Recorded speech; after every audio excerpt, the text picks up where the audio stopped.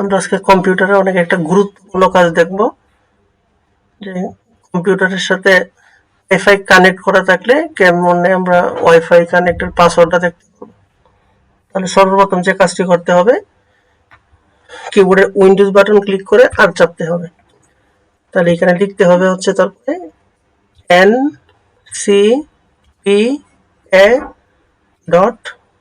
ncpa.cpl দেওয়ার পরে ওকে দিতে হবে। ওকে দেওয়ার পরে যে তিনটা অপশন আসছে, এখানে ওয়াইফাই ক্লিক করতে হবে। ওয়াইফাই ডান দিকে ক্লিক করে স্ট্যাটাস অপশনে ক্লিক করতে হবে। তারপর ক্লিক করতে হবে ওয়্যারলেস প্রপার্টিসে।